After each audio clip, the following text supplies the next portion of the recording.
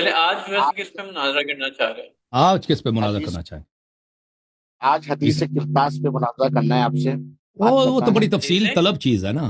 تفصیل طلب وہ مصباحی صاحب کو چھوڑے نا، آپ لوگ تیاری کر کے آ جائیں، اپنے بڑے عالم کو لے کے نا.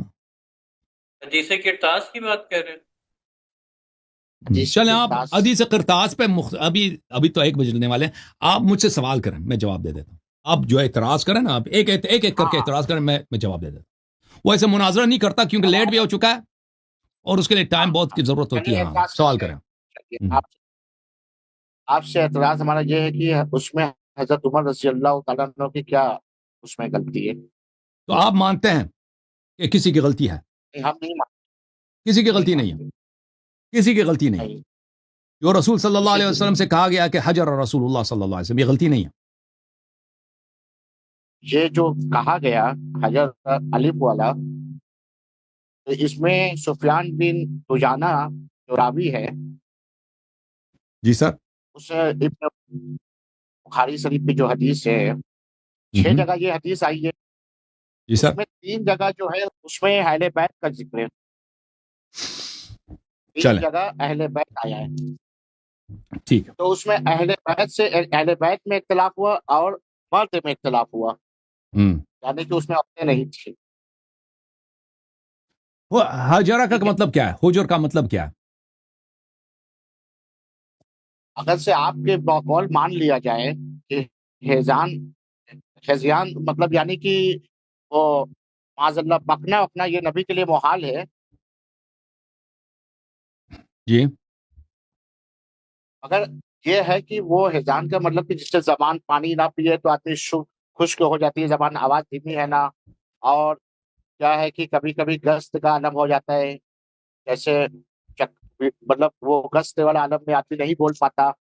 اور مان لیجیے بیہوشی بھی، یہ بھی تقاضۂ بصریت ہے، بیہوش ہونا.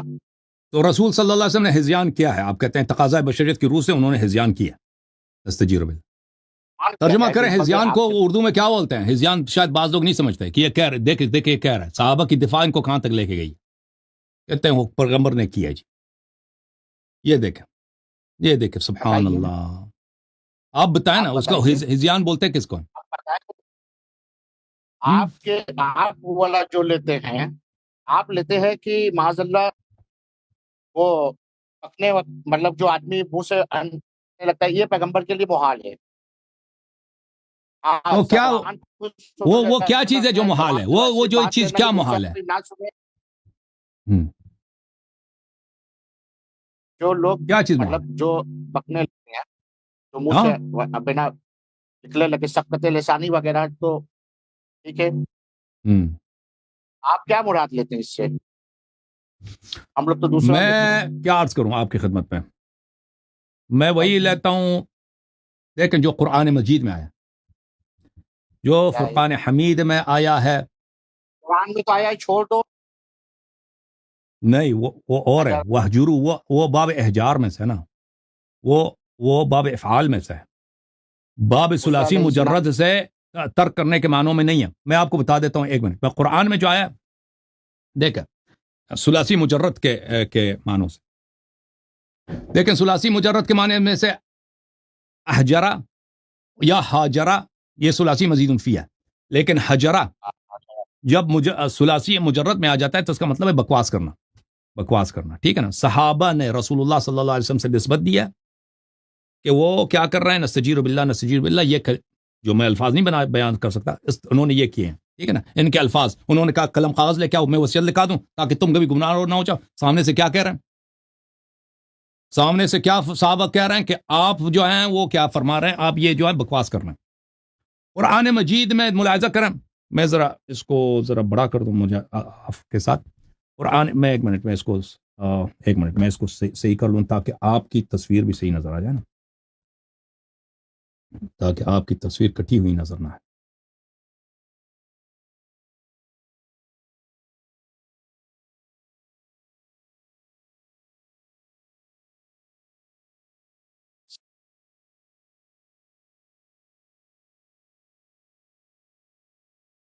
چلیں جناب، قرآن مجید میں ملاحظہ کریں. بل اعوذ باللہ من الشیطان الرجیم سورہ المؤمنین میں مستکبرین به سامرا تہجرون قد كانت آیاتی تتلی علیکم فکنتم علی اعقابکم تنکسون مستکبرین به سامرا تہجرون. اللہ تعالیٰ قیامت کے دن کفار سے کہے گا کہ آج آپ کی کوئی شفاعت کرنے والا نہیں ہے، کوئی مددگار نہیں ہے، آج آپ کو فل سزا ملے گی، کیونکہ میری آیات تم پہ تلاوت ہوتی تھی اور تم اپنے پیچھے اپنے وہ کیا بولتے ہیں پیر کے ایل کے پیچھے تم پھر کے چلتے تھے. مستکبرین بھی، تم میرے آیات یعنی قرآن مجید کو سن کر تمہیں کیا ہوتی تھی؟ تمہیں غرور آتا تھا سامرن، ساری رات بیٹھ کے تہجرون بکواس کرتے تھے تم. سامر پوری رات بیٹھ کے باتیں کرنا، تہجرون بکواس کرنا. تم قرآن کے متعلق ساری رات بیٹھ کے غرور تکبر کے ساتھ بیٹھ کے بکواس کرتے تھے. ٹھیک ہے نا؟ یہ قرآن مجید میں ہے. یہ تفسیر طبری جامع البیان ہے، ملاحظہ کریں یہاں پر تہجرون، بھلے تہجرون تسبون، ناسزا کہنا. اخبرنا عبید عن الضحاک، ضحاک نے کہا تہجرون یا تہجرون تقولون المنکر والخناء من القول كذلك حجر القول. منکر بری باتیں کہنا، خنا فحش کہنا، خنا فحش کو بولتے ہیں. یہ ہے تہجرون احجارہ سے، حجرہ سے بھی یہی ہے. حجر جو ثلاثی مجرد میں جاتا ہے وہ اس کا بھی یہی مطلب ہے. ٹھیک ہے نا؟ اچھا احجرہ بھی جو ہے نا، معاف کیجیے، حاجرہ جو ہے ترک کرنے کے معنوں میں، احجرہ جو ہے وہ بھی افحاش فی الکلام کے معنوں میں. اچھا جب یہ پتہ چلا تو صحابہ نے بھی جو کہا نا تہجرون، آپ ہیں رؤوف صاحب، تو یہ جو صحابہ نے کہا ہے یہ بھی وہی ہے. اب آپ کہتے ہیں کہ اہل بیت نے بولا ہے یہ جملے، آپ کا یہی قول ہے کہ بخاری میں لکھا کہ اہل بیت نے بولا. اس میں اہل بیت بھی تھے، نہیں تھے. حدیث میں جو عبداللہ ابن عمر سے عبداللہ ابن عباس سے روایت ہے اس میں یہ ہے کہ اہل بیت میں اختلاف ہوا. ہاں اس کا جواب سن لیں، اچھی طرح سے جواب سن لیں ابھی، کیونکہ یہ مناظر تو ہے نہیں، یہ سوال کریں گے میں جواب دوں گا. یہ کتاب ہے صحیح بخاری، چاپ دار الفکر، دار احیاء التراث العربی، اس میں یہی ہے. دیکھیں بلے فاختلف اہل البیت فاختصموا، گھر میں موجود افراد انہوں نے اختلاف کیا، آپس میں تخاصم کیا. تو بعض یہ کہتے تھے کہ لکھنے دو، بعض کہتے تھے لکھنے نہ دو. اس اہل بیت سے کیا مراد ہے؟ یہ کہتے ہیں بخاری میں لکھا ہے اہل البیت، یہ مسلم میں بھی حدیث ہے. اس اہل البیت سے کیا مراد ہے؟ میں آپ کو دکھا دیتا ہوں اس اہل البیت سے کیا مراد ہے میرے بھائی.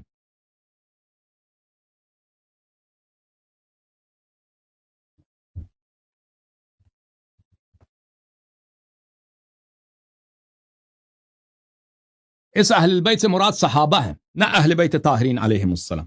آپ کے اکابر نے اس بات پہ تصریح کی. یہ فتح الباری ہے ابن حجر کی، جلد نمبر 8، 2007 میں چھپی ہے. اسی حدیث کو نقل کر کے فاختلف اہل البیت واختصموا، ٹھیک ہے نا؟ اس سے کیا مراد لیتے ہیں دیکھیں، ابھی میں آپ کو بتا دیتا ہوں. فاختلف اہل البیت ای من کان فی البیت من الصحابہ ولم یرد اہل بیت النبی صلی اللہ علیہ وآلہ وسلم. اس سے مراد گھر میں موجود صحابہ ہیں، اہل بیت نبی صلی اللہ علیہ وسلم مراد نہیں ہے. یعنی گھر میں موجود اہل بیت، ہم کہتے ہیں اہل ہند، یعنی ہند میں رہنے والے. اس میں حضرت علی اور حضرت عباس رضی اللہ تعالیٰ عنہ نہیں، صحابہ ہیں، صحابہ نہیں صحابہ اس میں حضرت علی، نہیں ہے. مولا علی اور حضرت عباس رضی اللہ تعالیٰ عنہ ہے کہ نہیں؟ نہیں ہے، نہیں ہے. اہل بیت ملاحظہ کریں، میں آپ کو مزید حوالے دے دوں نا، یہ سب آپ کے علماء نے کہہ دیا صحابہ ہیں، اہل بیت نہیں ہے نا. یہ ارشاد الساری ہے، ارشاد الساری فی شرح صحیح بخاری قسطلانی صاحب کی، قسطلانی شافعی. یہ جلد نمبر کون سی ہے بھائی؟ جلد نمبر ہے 13، وہ بھی یہی کہتے ہیں فاختلف اہل البیت واختصموا وفی البیت رجال من الصحابہ. پہلی بات یہ ہے وفی البیت رجال، کمرے میں کون تھے؟ صحابہ تھے، صحابہ تھے، ٹھیک ہے نا؟ وفی البیت رجال، صحابہ، صحابہ. فاختلف اہل البیت الذی کان فیہ الصحابہ لا اہل بیتہ صلی اللہ علیہ وآلہ وسلم. جس اہل بیت نے اختلاف کیا یعنی گھر میں موجود افراد، ان سے مراد صحابہ ہیں، اہل بیت مراد نہیں ہے، نہیں ہے مراد. حضرت علی اور حضرت عباس رضی اللہ تعالیٰ عنہ ہے؟ نہیں ہے، نہیں ہے، نہیں ہے، نہیں. اہل بیت میں اندر گھر میں ایسے اور جن لوگوں نے اختلاف کیا ہے بھائی وہ دو طائفے ہیں نا. بعض لوگ وہ موافق ٹائم تھے. دیکھیں ہاں سب نے تو حجرہ تو نہیں بولا نا. بات سنیں, پہلی بات ہے کہ جن لوگوں نے اختلاف کیا اس میں اہل بیت شامل ہی نہیں. آپ کے اعلام نے, اگر چاہے میں 10 مزید حوالے دے دوں, اس میں اہل بیت معاملہ میں شامل کوئی نہیں ہے. نہیں تھا بحث. آپ سن لیں, اب یہ آپ کی کتاب ہے, میری کتاب ہے. جب کہتے ہیں کہ فقط صحابہ تھے تو کیا حضرت صحابہ علی تھے حضرت عباس صحابہ جنہوں نے نہیں ہیں؟ اختلاف, اب سن لیں میری بات سن لیں, یہ آپ کی کتاب ہے, مزید حوالے چاہے میں دے دیتا ہوں کہ جنہوں نے اختلاف کیا ہے وہ صحابہ تھے, اہل بیت طاہرین علیہ السلام نہیں تھے. تو اس سے پتہ ہی چلتا ہے امیر المومنین علیہ السلام نہیں تھے.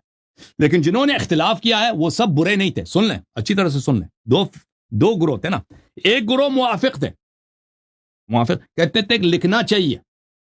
یہ تو گستاخ نہیں تھے, یہ تو مطیع تھے, فرمان بردار تھے, یہ تو اچھے لوگ تھے, یہ تو کہتے تھے کہ لکھنے دیا جائے, نبی صلی اللہ علیہ وسلم کے حکم کی تعمیل ہو. برے تو وہ تھے جو مخالفت کر رہے تھے, لکھنے نہیں دے رہے تھے, شور مچا رہے تھے اور کہہ رہے تھے کہ حجر, انہوں نے نستجیر باللہ, بری بات. ہاں, یہ آواز تو دونوں گروپ کی نہ اونچی ہوئی نبی کی آواز سے. آپ سبب کس کا تھا, سبب کون تھا جنہوں نے آواز بلند کیا؟ مطلب یہ آواز دیکھیں دونوں گروپ کی اونچی ہوئی, یعنی اگر ایک شخص دیکھیں, دونوں کو مانا جائے. اگر ایک شخص بوقت ضرورت نبی صلی اللہ علیہ وسلم کی طاعت میں آواز بلند کرتا ہے, جیسے حضرت عباس علیہ السلام تھے خطبوں میں, پیغمبر فرماتے حجۃ الوداع میں کہ تم میری آواز کو سنا دو لوگوں کو, یا جنگوں میں لوگ آواز, یہ اس کی کوئی مذمت نہیں ہے.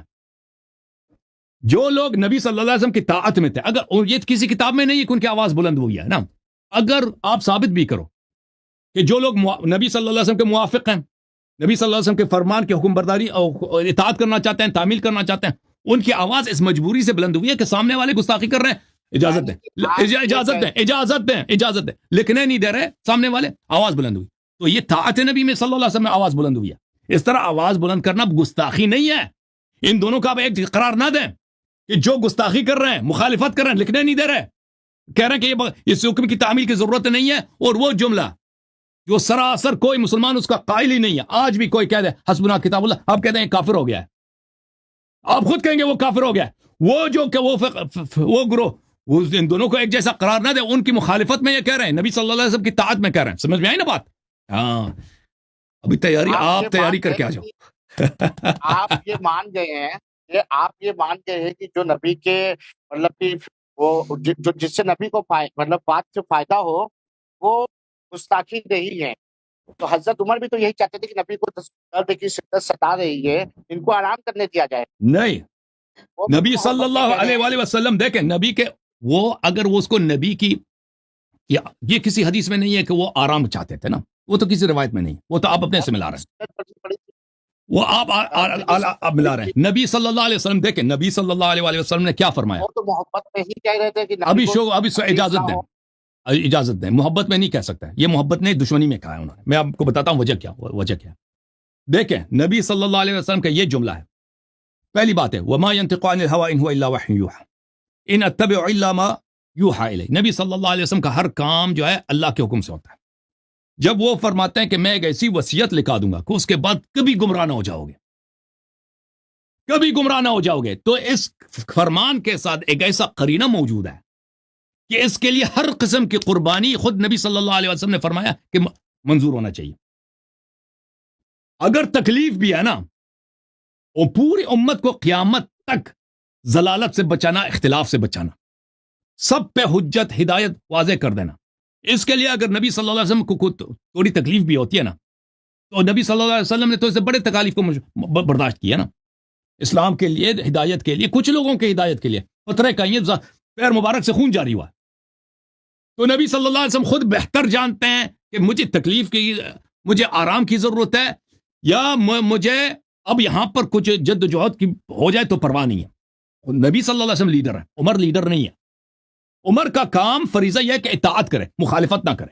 ٹھیک ہے نا, پہلی بات یہ اجازت دیں اگر آرام پہنچانا ہو نا, اگر فرض بھی کرتے ہیں کہ اس میں تکلیف ہے, کچھ جملے لکھانے میں تکلیف بھی ہے نا, تو اس میں جو فائدہ ہے واضح ہے کہ ہر مسلمان سمجھتا ہے کہ اس کے لیے خود نبی صلی اللہ علیہ وسلم کا جب فرمان ہے تو اس کے لیے کچھ تکلیف برداشت کرنا کوئی مشکل بات نہیں. دوسری بات ہے کہ اس میں کون سی تکلیف ہے بھائی. اگر ایک شخص بیمار ہے, وہ وصیت لکھانا چاہتا ہے آخری وقت میں, کیا کیا تکلیف ہے؟ یہ تکلیف اس میں یہ ہے کہ آپ اس کی بے حرمتی کریں، کہہ دیں کہ حجرہ. اچھا دیکھیں تکلیف کس میں ہے؟ اجازت دیں، اجازت دیں. نہیں شیخ صاحب ایک منٹ میں آپ کو بتاتا ہوں ایک جملہ. میں آپ کو ایک جملہ، تکلیف کس میں ہے؟ ٹھیک ہے نا.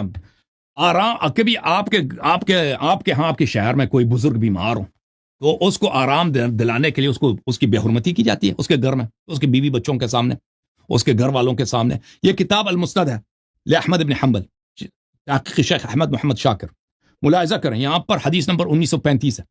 یہاں پر قول ما شأنہ احجر، ما اس کو کیا ہو گیا ہے؟ احجر. قال سفیان یعنی ھذا، سفیان نے کہا احجرہ کا کیا مطلب ہے؟ کہ رسول صلی اللہ علیہ وسلم نے ہذیان کیا. ہذیان کیا نہیں جاتا، بکا جاتا ہے. حقیقت یہ ہے، اگر اردو میں اس کا صحیح ترجمہ کریں ہذیان بکا جاتا ہے. کس میں زیادہ تکلیف ہے شیخ صاحب؟ بھائی ایک بات، اور پھر کب سے نبی صلی اللہ علیہ وسلم کی طاعت، نبی کی جو نبی کی اطاعت نہ کرے تو وہ آپ کے نزدیک معاذ اللہ ثم معاذ اللہ کیا ہے؟ جو بھی ہے. خیر، تو جنگ حدیبیہ کے موقع پہ حضرت علی رضی اللہ تعالیٰ نے لکھا ہے نبی کی اطاعت نہیں کی. نبی نے کہا کاٹ دو یا رسول یہ اللہ اور کو. مسئلہ ہے، تو علی نے کہا میں نہیں اور کاٹوں مسئلہ گا. ہے. دیکھو یہاں پر نہیں یہاں پر بھی تو اطاعت نہیں ہوئی. آپ اس کا حدیبیہ جواب کے دیجیے موقع، جہاں اطاعت ہوئی. چلیں ٹھیک ہے بھائی. تو یہاں پر یہ مان گئے کہ یہ اگر یہ مان بھی نہ جائے نا اپنی باتوں سے تو یہاں پر یہ بات واضح ہے. آپ بتائیے حضرت علی رضی اللہ تعالیٰ عنہ وہاں پہ اطاعت کی؟ بالکل اطاعت کی. اب کاٹا سن اس لینا، کو، مٹایا؟ اب سن لینا، میں آپ جواب دوں گا نا. آپ نے سوال کیا، جواب دینا میرا کام ہے. میں نے شروع سے ہی کہا کہ آپ سوال کریں، میں جواب دینا میرا کام. ٹھیک ہے. تو یہاں پر دیکھیں، یہاں پہ صرف یہ نہیں کہ ترک اطاعت ہوئی ہے مقام حدیث قرطاس میں، صرف ترک اطاعت نہیں ہوئی، نبی صلی اللہ علیہ وسلم کی گستاخی ہوئی ہے. ابھی میں نے دکھا دیا کہ سفیان نے کیا کہا. سفیان نے کہا ھذا. یہ دونوں ایک جیسے نہیں ہیں بھائی. اگر ایک شخص، میں نہیں کہتا امیر المومنین علیہ السلام نے ترک اطاعت کیا حدیبیہ میں، اجازت دیں شیخ صاحب، یہ دونوں ایک جیسے نہیں ہیں. ایک شخص ترک اطاعت کرتا ہے، ایک شخص نبی صلی اللہ علیہ وسلم کی بے حرمتی کرتا ہے. ترک اطاعت کرنا فسق ہے، گناہ ہے، فسق ہے، گناہ ہے. نبی صلی اللہ علیہ وسلم کو کہنا کہ انہوں نے ہذیان بکیا ہے، یہ کفر ہے، یہ ارتداد ہے. یہ اس میں شک ہی نہیں ہے، اس میں ایک دو کی گنجائش ہی نہیں ہے. دوسری بات، نبی صلی اللہ علیہ وسلم نے کہا کہ میں ایسی وصیت لکھتا ہوں کہ میرے بعد کوئی گمراہ نہ ہو جائے گا. یہ وصیت نہ لکھ، نبی جھوٹ کہہ رہتا ہے. اگر وہ وصیت لکھاتے کوئی گمراہ نہ ہوتا، امت عمل کرتی نا وصیت پہ، کوئی گمراہ نہ ہوتا. وہ جھوٹ کہہ رہتا ہے، وہ سچ کہہ رہتا ہے. اکملت لکم دینکم کا کیا مطلب ہے؟ اچھا پھر جھوٹ کہہ رہتے ہیں، مکمل نہیں پھر ہوا جھوٹ کہہ رہتے ہیں، پھر جھوٹ کہہ رہتے ہیں. یہ وہ نہیں مطلب کہنے کا مطلب پھر کیا دین مکمل نہیں ہوا؟ 3 مہینہ پہلے وہ آیت اتر چکی تھی. اکملت لکم دینکم. سن لو جی صاحب، آپ جانا چاہ رہے ہیں؟ ایک چھوٹا سا کام ہے، میں وہ کر لوں. جی سر، جی سر، سوال جواب ہاں مناظر ہو جائے گا، آپ کے بغیر بھی ہو جائے گا، کوئی بات. آپ جائیں، کوئی بات نہیں. آصف بھائی اللہ آپ کو عزت. اچھا یہ دونوں نے دوسرا سوال کیا، اکملت لکم دینکم، کہ نبی تو آپ کا کیا مطلب ہے کہ نبی صلی اللہ دین کامل ہو چکا ہے؟ تو نبی صلی اللہ علیہ وسلم نے کہ یہ جملے کا کیا مطلب ہے؟ اب اپنا ایکسپلینیشن دے دیں. تو جھوٹ کہہ رہتے ہیں، غلط کہہ رہتے ہیں. دیکھیں یہ کہہ رہے ہیں کہ نبی صلی اللہ علیہ وسلم کے جملے قرآن کے خلاف ہے. قرآن نے جب کہا کہ دین کامل ہو چکا ہے تو نبی صلی اللہ علیہ وسلم کے ابھی اس بات کی کیا گنجائش ہے؟ جی ٹھیک ہے نا. وہ سچ کہہ رہے تھے، جھوٹ کہہ رہے تھے. تعلیم دیتے، وہ قرآن کی ہی تعلیم کرتے، تاکید کرتے، یا تو شریعت کی تاکید کرتے. تو پہلے سے ہی سب آ چکا ہے. حضرت عمر نے کہا کہ دین مکمل ہو چکا ہے، تمہارے پاس قرآن ہے اور اللہ کا قانون تمہارے پاس ہے، تو دین مکمل ہو چکا ہے. اب آپ نبی کریم صلی اللہ علیہ وسلم کو پریشانی میں نہ ڈالیں. یہاں پر پریشانی کا بھی نظام کا مطلب یہی. چلیں جی، میں آپ کو ابھی اس کا جواب دے دیتا ہوں. ٹھیک ہے نا، ایک منٹ.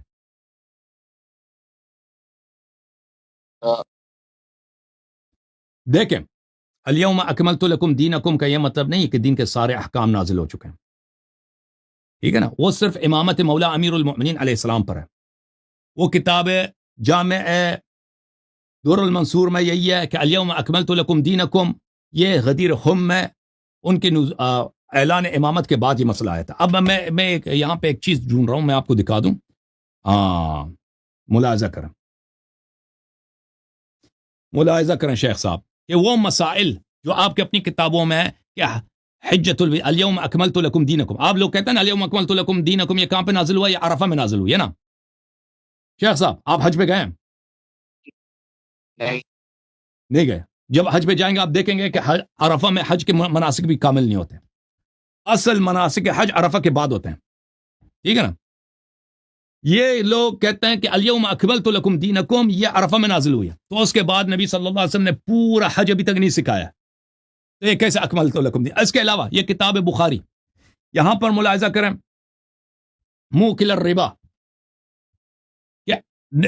کہ ربا کا حکم کیا ہے اسلام میں. حدیث نمبر ہے 2086, اس سے پہلے جو ہے اس سے پہلے والے حصے بخاری میں. اس پہ میرا یہ بھائی بھلے واتقوا یہ یا ایھا الذین آمنوا اتقوا اللہ وذروا ما بقی من الربا ان کنتم مؤمنین. ربا اب آج حرام ہے, اس کے بعد ربا نہیں کھا سکتے. فإن لم تفعلوا فأذنوا بحرب من اللہ ورسولہ. اگر ربا کا ہو گئے تو پتہ چلا کہ آپ اللہ کے دشمن رسول صلی اللہ علیہ وسلم سے محارب ہیں. صحیح ترجمہ کیا میں نے شیخ صاحب؟ صحیح ترجمہ کیا؟ قال ابن عباس هذه آخر آیت نزلت عن النبی صلی اللہ علیہ وسلم. یہ آخری آیت ہے. الیوم اکملت لکم دینکم کے بعد احکام نازل ہوئے, ربا حرام ہوا. اچھا مزید دیکھو, الیوم اکملت لکم دینکم کا مطلب یہ نہیں ہے کہ سب کچھ نازل ہو گیا. اس کا مطلب ہے میرے مولا امیر المومنین علیہ السلام کی امامت. یعنی کہ پھر بخاری میں ملاحظہ کریں اجازت دیں شیخ صاحب, اجازت دیں. حدیث نمبر 4544 عن ابن عباس آخر آیت نزلت علی النبی صلی اللہ علیہ وآلہ آیت الربا. آخری اس کے بعد احکام نازل ہوئے ہیں. اس کے علاوہ بہت سارے احکام ہیں جو آیا اکملت الیوم اکملت لکم دینکم کے بعد نازل ہوئی ہے. ملاحظہ کریں یستفتونک قل اللہ یفتیکم فی الکلالہ ان امرؤ ہلک لیس له ولد وله اخت. کلالہ اس شخص جو مر جائے اس کے بیٹا نہ ہو, ٹھیک ہے نا, اس کے بہن بھائی بیٹا, اس کے حکم میراث کیا ہے. فرمایا کہ آخر آیت نزلت, یہ آخری آیت نبی صلی اللہ علیہ وسلم, یہ بھی الیوم اکملت لکم دینکم کے بعد نازل ہوئی. یہ بخاری کا حدیث 4605 ہے, ٹھیک ہے نا. تو یہ بتائیے, اور یہ مسلم میں بھی موجود ہے. اس کے علاوہ بہت سارے احکام ہیں. مثلا یہ ایک سنن کبریٰ نسائی کی ہے, اجازت دیں, سنن کبریٰ نسائی کی ہے, جزء خامس 5823. سعید ابن جبیر سے روایت ہے, عبداللہ ابن عباس سے, وأوصاهم عند موتي أخرج المشركين من جزيرة العرب وأجيز الوفد بنحو ما كنت أجيزهم. یہ موت کے وقت انہوں نے وصیت کیا نا کہ جزیرۃ العرب سے مشرکین کو نکال دو اور وفد کو اسی طرح جائے. تو احکام بھئی اللہ نے قرآن میں نہیں بولا کہ ما ننسخ من آیت او ننسها نأتی بخیر منها او مثلها الم تعلم ان اللہ علی کل شیء قدیر. عمر پہ وحی آتی تھی, اس کو کیا پتا کہ وہ الیوم اکملت نسخ ہو چکا ہے, کوئی نیا حکم آیا, کیا اس کو مخالفت کرنے کی کیا اجازت ہے؟ تو پہلی بات یہ ہے, اجازت ہے میں حدیبیہ کی طرف چلتا ہوں, حدیبیہ کی طرف. آپ کے پہلے سوال رہ گیا حدیبیہ کی طرف. تو پہلی بات یہ ہے میرے محترم ناظرین کہ یہاں پر نبی صلی اللہ علیہ وسلم کی گستاخی ہوئی ہے. دوسری بات ہے ان کی مخالفت ہوئی ہے.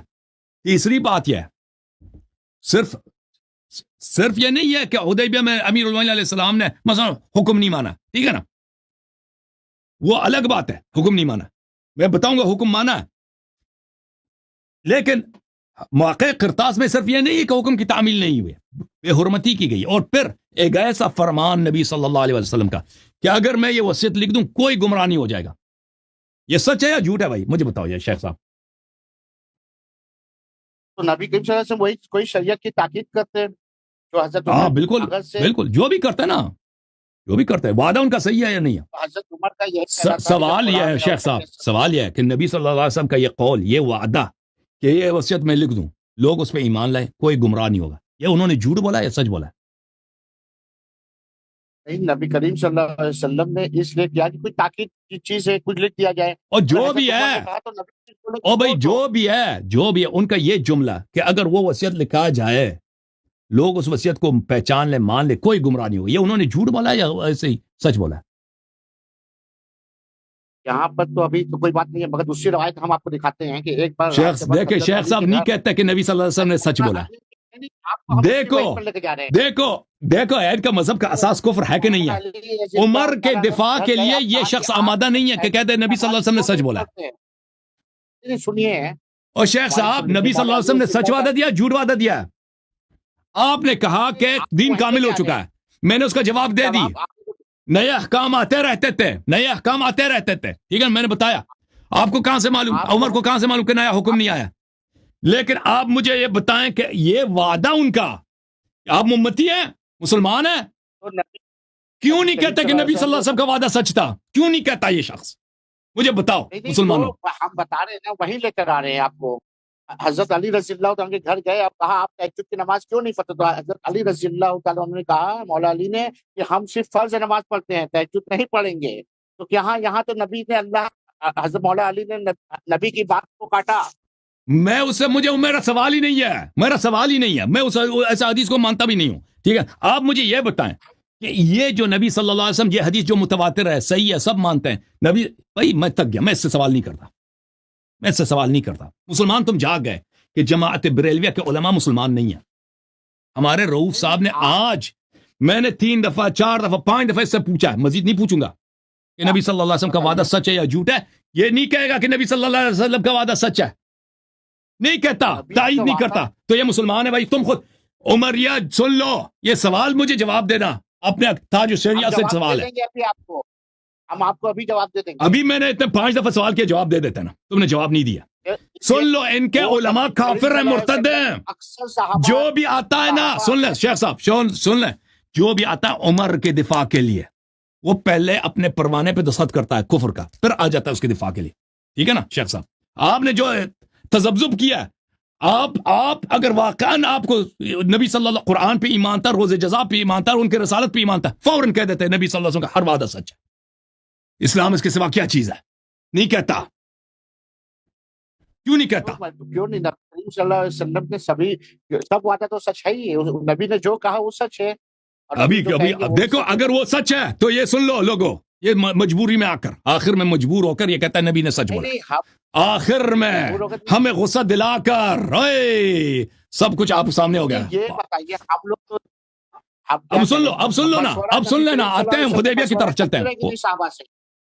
जी सर, नबी करीम सल्लल्लाहु अलैहि वसल्लम सहाबा से मशवरा करते थे कि नहीं? ये मशवरा नहीं था, हुक्म था।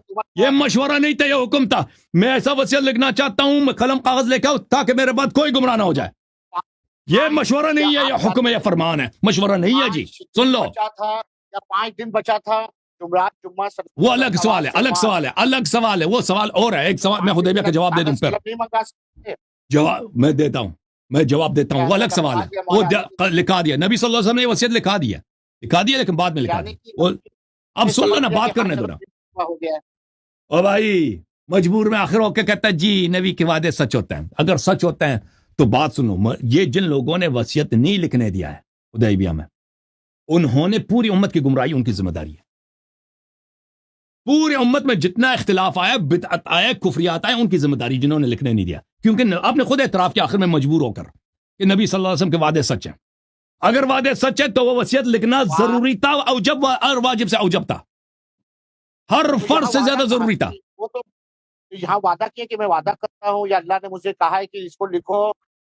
वो तो नबी करीम सल्लल्लाहु अलैहि वसल्लम कह रहे हैं कि हाँ लाओ कागज कलम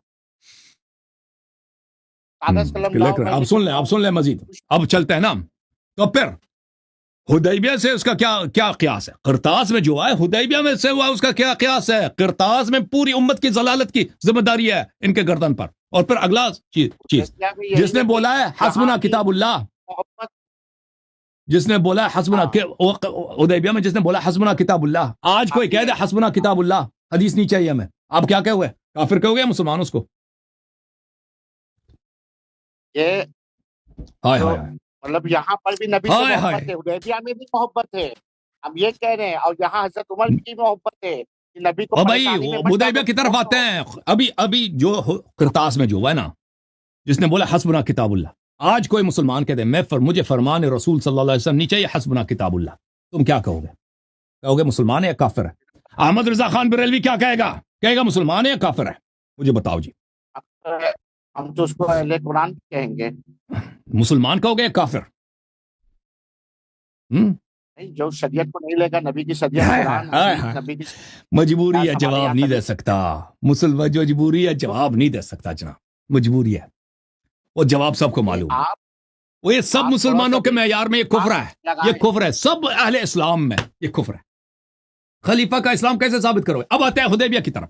اب آتے ہیں حدیبیہ، تاکہ یہ نہ کہہ دے کہ ہم حدیبیہ کی جو ہے اس کو کیا کر رہے ہیں، اس کو اگنور کر علی رہے نے ہیں. یہاں بات نہیں مانی حدیبیہ میں، معاذ اللہ ثم معاذ اللہ آپ کفر کا فتویٰ لگا رہے ہیں. آپ سن لو نا. اب میں حدیبیہ کا جواب دے رہا ہوں. کیا حضرت امیر المؤمنین علیہ الصلاۃ والسلام نے کیا پوری امت کی انہوں نے ہدایت کہ انہوں نے اساس رکھا ہے حدیبیہ میں؟ انہوں نے رسول صلی اللہ علیہ وسلم کی گستاخی کیا؟ کوئی مثلا کہا کہ وہ ہذیان کہہ رہے ہیں؟ انہوں نے یہ کہا رسول صلی اللہ علیہ وآلہ وسلم کی انہوں نے زیادہ سے زیادہ یہ کہ انہوں نے وہ حکم چھوڑ دیا. ہم بتائیں گے وہ حکم بھی نہیں چھوڑا. یہ جو انہوں نے آپ کے حدیبیہ میں حکم یہ تھا کہ امحو، اس کو مٹھا دو، ٹھیک ہے نا. یہ کس کا حکم تھا؟ یہ نبی صلی اللہ علیہ وسلم کا فرمان نہیں تھا. یہ سہل ابن سہیل تھا نا، وہ کافروں کا جو ایلچی تھا، کیا نام تھا اس کا؟ یہ اس کی ڈیمانڈ تھی. ہاں، اس کی ڈیمانڈ تھی. یہ نبی صلی اللہ علیہ وسلم کا ڈیمانڈ نہیں تھا. ہاں سن لیں، اب سن لیں. اب میں جواب دینے لگا ہوں نا. احادیث آپ کے کتب سے دکھا، شیعہ حدیث نہیں دکھاؤں گا، آپ کے کتب سے دکھاؤں گا. حدیبیہ میں مسلمان پرشور تھے. مسلمان پرشور تھے کہ ہم مکہ جائیں گے، عمرہ کے مناسک بجا لائیں گے، کیونکہ کسی کو حق نہیں تھا ماہ حرام میں یا غیر ماہ حرام میں کسی کو، یعنی یہ مشرکین کا پہلے سے رسم تھا کہ کسی کو حق نہیں تھا کہ کسی کو عمرہ کرنے سے روکا جائے. آپ کو پتہ ہے حدیبیہ کا کیا اصل واقعہ نا شیخ صاحب؟ کسی کو اجازت نہیں تھی کہ وہ کسی مسلمانوں کو روکے. تو مسلمان بھی وہ جنگ کے لیے نہیں آ رہے تھے. مسلمان کہہ رہے تھے کہ ہم آئے ہیں عبادت کے لیے، بیت اللہ الحرام پہ عمرہ کریں گے، واپس چلے جائیں گے، آپ سے لڑائی نہیں. کفار کہہ رہے تھے کہ آپ واپس اس سال نہ آئیں، اگلے سال آ جائیں. رسول صلی اللہ علیہ وسلم نے ان کی بات مان لی، کہا کہ چلے اس کو لکھتے ہیں. ان کے دوسرے 2-3 مزید شروط بھی تھے. تو وہاں پر رسول اللہ صلی اللہ علیہ وسلم نے لکھ دو کہ بسم اللہ الرحمن الرحیم من محمد رسول اللہ صلی اللہ علیہ وسلم، محمد رسول اللہ صلی اللہ علیہ وسلم کی جانب سے اور کفار قریش کی جانب کے درمیان یہ معاہدہ ہے. تو وہاں پر کافر نے ڈیمانڈ کیا کہ محمد رسول اللہ کو ہم نہیں مانتے، محمد ابن عبداللہ لکھ دو، ٹھیک ہے نا. اور وہاں پر جو مسلمان تھے ان کی خواہش یہی تھی، اور رسول صلی اللہ علیہ وسلم کی خواہش بھی یہی تھی، ان کا فرمان یہی تھا کہ محمد ابن رسول اللہ نے لکھا جائے. کفار کی خواہش یہ تھی کہ یہ نہ لکھا جائے. امیر المؤمنین علیہ الصلوۃ والسلام نے نہیں، یہ پیغمبر نے فرمایا مٹھا دو. وہ ان کا اپنا اصلی فرمان نہیں تھا، وہ کفار کی خواہش تھی، مٹھا دو. امیر المؤمنین علیہ السلام نے فرمایا، عرض کیا کہ یہ میرا ہاتھ نہیں چلتا، میرا ہاتھ نہیں چلتا. پہلی بات ہے. دوسری بات ہے کہ وہاں پر صحابہ کھڑے تھے، صحابہ بھی منع کر رہے تھے، روک رہے تھے کہ آپ مٹھانا نہیں. پھر خود رسول اللہ صلی اللہ علیہ وسلم نے اپنے انگشت مبارک سے مٹھایا. اب دونوں واقعات کو سن لیں. ایک چیز ہے کہ اتنی ادب ہے، اتنی خلوص ہے، اتنا احترام ہے رسول اللہ صلی اللہ علیہ وسلم سے کہ ایک چیز جو اسلام کا اساس ہے، رسول اللہ کہتے ہیں میرا ہاتھ کام ہی نہیں کرتا جی. لا یکلف اللہ نفسا الا وسعها. اگر لا یکلف، اولیاء اللہ ہمارے جیسے نہیں ہوتے نا، اولیاء کے احوال مختلف ہوتے ہیں. کہ اگر ہم مثلا مٹھائیں تو ہم مٹھا دیں گے بھائی. ہمیں قرآن کو کہہ دو کہ پیسہ دے دے کہ قرآن کو، بھائی قرآن کو مٹھا دو، قرآن کو بھی مٹھائیں گے نا. عثمان صاحب نے بخاری میں لکھا ہے کہ قرآنوں کو جلا دیا. لیکن اولیاء اللہ کا کام ایک کفریہ ایک چیز کے مثلا رسول صلی اللہ علیہ وسلم کی رسالت کو مٹھایا جائے، اس کا انگلی کام نہیں دے رہا، انگوٹھا کام نہیں دے رہا. تو عرض کیا کہ یا رسول اللہ میرا ہاتھ کام نہیں دے رہا، مجبوری ہے، کرنا نہیں ہو رہا مجھ سے. تو رسول صلی اللہ علیہ وسلم نے خود مٹھا دیا. دوسرا، صحابہ بھی روک رہے تھے. اب یہ سب سن لو، دیکھو یہاں پہ مخالفت نہیں ہے، عین ادب ہے. یہ کتاب ہے صحیح مسلم بشرح النووی، جزء 12، چاپ دار الفکر. یہاں پہ ملاحظہ کر، صلح الحدیبیہ، یہاں پر صفحہ نمبر 108، نبی صلی اللہ علیہ وسلم نے علی علیہ السلام سے کہا امحو، علی علیہ السلام کو کہا مٹھاؤ. علی علیہ السلام نے کہا میں نہیں مٹھا سکتا. وهذا الفعل الذي فعله علي رضي الله عنه من باب الادب المستحب. یہ جو امیر المومنین علیہ السلام نے کیا نا، یہ ادب کی وجہ سے کیا، یہ مخالفت کی وجہ سے نہیں کیا، یہ ادب کا تقاضا تھا کہ وہ خود نہ کرتے، علی رسول صلی اللہ علیہ وسلم خود اپنے دست مبارک سے وہاں مٹھاتے۔ بھی ادب ہے، وہاں بھی نبی وہ کو ادب، مصیبت میں نہ ڈالنا ہے۔ دیکھو یہ اس میں ادب نہیں ہے کہ آپ رسول صلی اللہ علیہ وسلم سے کہہ دیں حسبنا کتاب اللہ، یہ کفریہ جملہ۔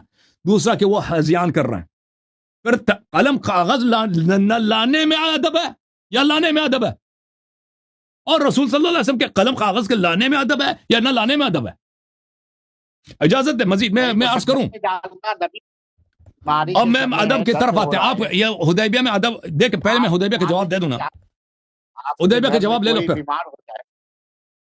حدیبیہ کا جواب لے لو۔ پھر یہ کتاب امتاع الاسماء بالنبی صلی اللہ علیہ وسلم من الاحوال والاموال والحفدة والمتاع، یہ صفحہ نمبر 294، یہاں پر فتح الحدیبیہ و خبر ابی بکر اس باب میں۔ اچھا، یہاں پر کتاب الصلح، صلح جب لکھایا گیا نا، وہ صلح نامہ، ٹریٹی جب لکھا گیا تھا، جب رسول صلی اللہ علیہ وسلم نے کتاب لکھانا چاہا تو سہیل نے کیا کہا؟ لو اعلم انک رسول اللہ ما خالفتک واتبعتک، ہم تو آپ کو مانتے ہی نہیں، کہا اللہ کے رسول ہیں تو یہ لکھنا نہ لکھ دیں گے، تو اپنے باپ کا نام لکھ دو، محمد بن عبد اللہ لکھ دو۔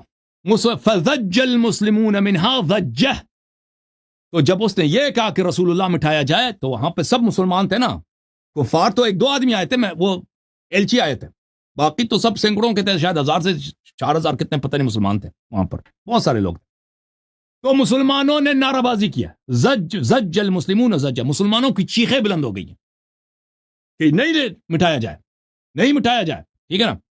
یہ اشد من الاولا حتی ارتفعت الاصوات، وہ آوازیں بلند ہو گئی صحابہ کی کہ یہ نہیں ہو سکتا جی، رسول اللہ ہی لکھا جائے گا۔ وقام رجال یقولون لا نکتب الا محمد رسول اللہ صلی اللہ علیہ وسلم، تو وہاں پر لوگ کھڑے ہو گئے کہ ہم رسول اللہ لکھ دیں گے، لکھایا اگر جائے رسول اللہ لکھائے، یہ نہیں مٹے گا۔ تو صحابہ نے کہا خود نا، وَأَخَذَ أُسَيْدْ ابن حذير وسعد ابن عبادة عنهما بيد الكاتب فأمسكاه وقال، 2 صحابی آ گئے، مولا امیر المومنین سب کا ہاتھ پکڑ لیا انہوں نے، 2 صحابی اسید ابن حذیر اور سعد ابن عبادہ، پکڑ لیا ہاتھ کہ نہیں مٹانا۔ وقال لا تكتب الا محمد رسول اللہ صلی اللہ علیہ وسلم والا فالسيف بيننا والا دیکھو فالسيف بيننا، مٹاؤ گے تو یہیں پہ تلوار، جو جس کو مٹائے گا اس پہ تلوار چلے گا۔ صحابہ نے خود کہا، اب اس حالت میں دیکھو کیا یہ مناسب تھا کہ امیر المومنین صاحب مٹا دیتے؟ یہ مناسب ہے مولا امیر المومنین صاحب کے لیے وہ مٹا دیتے؟ جب صحابہ آئے، صحابہ سے جھگڑا ہوتا نا، تو اس حالت میں صرف مناسب یہی تھا کہ خود پیغمبر جو مناسب کریں۔ یہاں محبت ہے، ہم کہہ رہے تو وہاں بھی محبت ہے حضرت عمر، وہاں محبت نہیں ہے، وہاں محبت نہیں ہے۔ لیکن آپ کہتے ہیں کہ امیر المومنین علیہ السلام نے مخالفت کی، پیغمبر نے کی، پیغمبر نے کہا کہ مٹھا دو، اس نے نہیں مٹھایا جی، ٹھیک ہے نا۔ او بھائی پوری حدیث تو پڑھو نا، پوری حدیث تو پڑھو، اجازت دو شیخ صاحب، اجازت دو۔ فجعل رسول اللہ صلی اللہ علیہ وسلم يخفضهم ويؤمي اليهم بيده اسكتوا، تو اس وقت رسول صلی اللہ علیہ وسلم نے ان کو آرام کیا اور کہا کہ خاموش ہو جاؤ، پھر انہوں نے خود، وہ تو مشہور ہے کہ انہوں نے خود مٹھا دیا وہ جملے، ٹھیک ہے نا۔ تو اس وقت وہاں پہ اگر ہوتا تو وہاں پہ قتل و قتال ہو جاتا۔ اور میں ایک اور حدیث آپ کو دکھاؤں، حدیث میں تو ہمارا ایمان ہے کہ ہاں یہ مطلب ٹھیک ہے کہ حضرت مطلب وہاں محبت ہے، مگر حضرت عمر بھی مشقت میں نہ ڈالیں، اس لیے وہاں بھی محبت ہے۔ ہاں وہ گالی دینے میں کون سی محبت ہے بھائی؟ وہاں پہ یہ تو حالت نہیں تھا نا، وہاں پہ تو رسول کا کیا فرمان ہے؟ رسول صلی اللہ علیہ وسلم کا یہ فرمان ہے کہ وصیت لکھنی چاہیے، جو اگر نہ لکھیں تو پوری امت گمراہ ہو جائے گی نا، وہ تو یہ تھا۔ اچھا میں ایک اور حدیث آپ کو دکھاؤں، تو گمراہ ہو جائے گی، مطلب یہ کیا ہے کہ ایک بار حضرت علی کو رسول اللہ صلی اللہ علیہ وسلم مولا علی کو بھیجا کہ جاؤ جو ماریا کتبیہ کی طرف جو مرد ہے اس کو پاؤ تو قتل کر دو، تو حضرت علی اس کو پائے اور قتل نہیں کیا۔ نہیں تو اس میں یہ بھی تو ہے نا، اس میں یہ بھی تھا کہ اگر وہ بے گناہ قتل نہ کرو، اس میں یہ بھی ہے، اس میں یہ اضافہ بھی بیان کرو نا کہ اگر بے گناہ ہے تو اس کو قتل نہ کرو۔ ایک اور حدیث آپ کو دکھا دوں، میں ایک اجازت دو بھائی،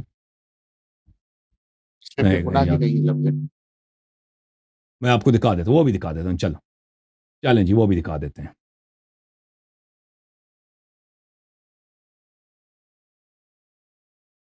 یہ شیعوں کی کتاب ہے، شیعوں کی حدیث ہے. ہمارے جہاں جو حدیث ہے وہ اس طرح ہے. اعلام الورا بعلام الہدا جزء سادس جزء، یہ اس کے ایک ہی جزء ہے، صفحہ نمبر 189 میں ہے. اس طرح رسول صلی اللہ علیہ وآلہ وسلم نے کہا کہ مٹھا دو. فقال یا رسول اللہ ان یدی لا تنطلق لمحو اسمک من النبوہ. یا رسول اللہ صلی اللہ علیہ وسلم میرا ہاتھ کام نہیں دے رہا، میں چاہتا ہوں کہ آپ کے حکم کی فرمان برداری تعمیل کروں، ہاتھ کام نہیں دے رہا. رسول اللہ مٹھانے کے میرے ہاتھ کام نہیں دے رہا نا، تو الگ ہے. وہاں پہ اگر رسول صلی اللہ علیہ وسلم واقعی کرتاس میں فرمایا قلم کاغذ لے کے آؤ، وہ تو وہ ایسے مخالفت میں نہیں لا رہے تھے نا، مخالفت میں کہ نہیں لکھایا جائے. وَإِلَّا محبت اگر ہے تو محبت اسی میں ہے نا کہ نبی صلی اللہ علیہ وسلم نے جو حکم دیا. اچھا اب آپ وہ کہہ رہے ہیں نا کہ اس کی بات کر رہے ہیں آپ. اچھا واقع ماریہ قطبیہ میں، ماریہ قبطیہ میں، اس کا میں آپ کی خدمت میں عرض کروں.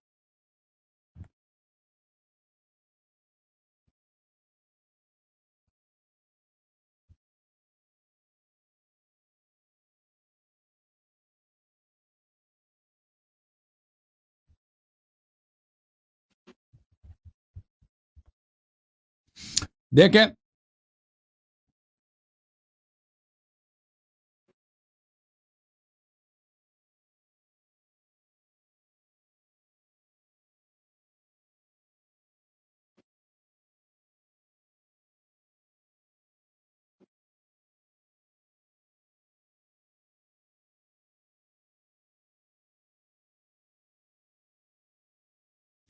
ہمارے ہاں، نبی کا دیکھیں مشورہ آپ سن لیں، ہمارے ہاں حدیث اس طرح ہے، ٹھیک ہے نا، کہ ماریہ قبطیہ کے ہاں اس کا چچا کا لڑکا تھا جو وہ کیا تھا، ممسوح تھا، یعنی اس کی مردانگی تھی نہیں نا.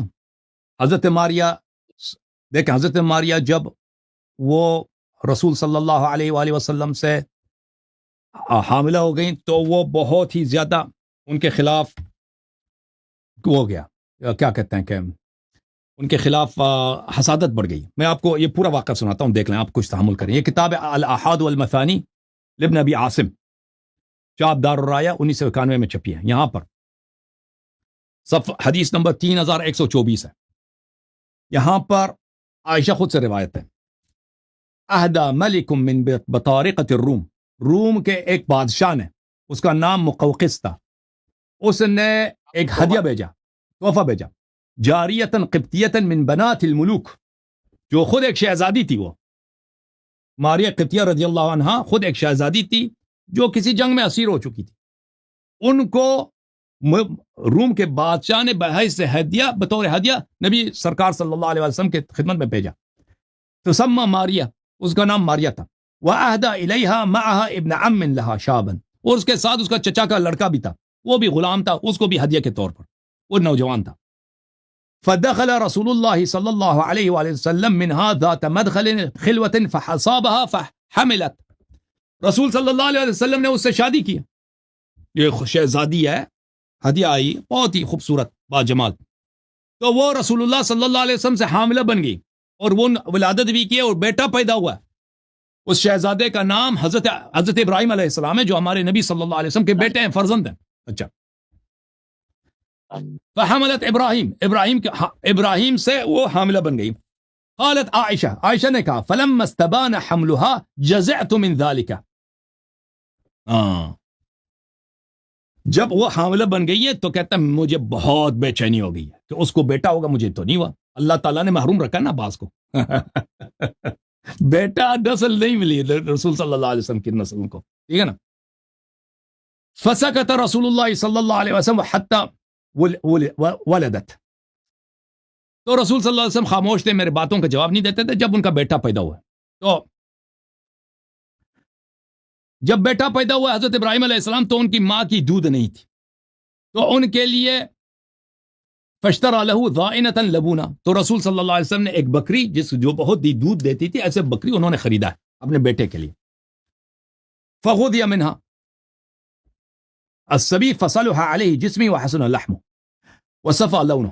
تو عائشہ کہتی ہیں کہ یہ حضرت ابراہیم علیہ السلام نے وہ بکری کی دودھ پیتے تھے تو بہت ہی صحت مند ہو گئے بہت ہی خوبصورت چہرہ، بہت شاداب، رنگ بہت خوبصورت ہو گیا. فجاء به ذات يوم يحمله على عنقه. تو عائشہ تو پہلے ہی سے وہ اس نے کہا کہ حسادت کی میں نے، وہ حسادت تو ٹھیک ہے نا. تو ایک دن رسول صلی اللہ علیہ وسلم نے بڑے پیار سے اپنے شہزادے کو اپنے کھاندے پہ لگا کے پیار سے لے کے آئے، ٹھیک ہے نا.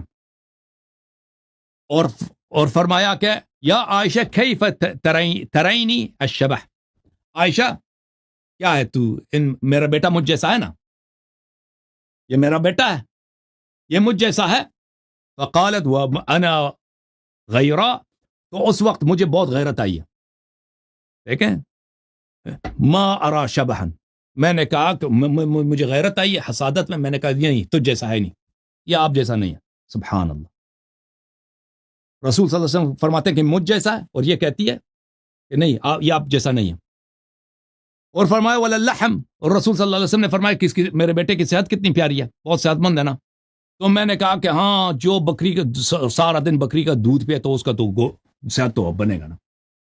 تو یہ آئی. اب اس کے ساتھ کیا ہوا، ماریہ کے ساتھ، ماریہ پہ تہمت لگی ہے، ماریہ رضی اللہ عنہا پہ تہمت لگی ہے کہ انہوں نے نستجیر باللہ، یہ بیٹا نبی کا نہیں ہے، یہ بیٹا نبی کا نہیں ہے، یہ بیٹا نستجیر باللہ، انہوں نے اپنا منہ کالا کیا، نستجیر باللہ، کسی کے ساتھ زنا نستجیر باللہ کیا ہے، اور یہ بیٹا ان کا ہے.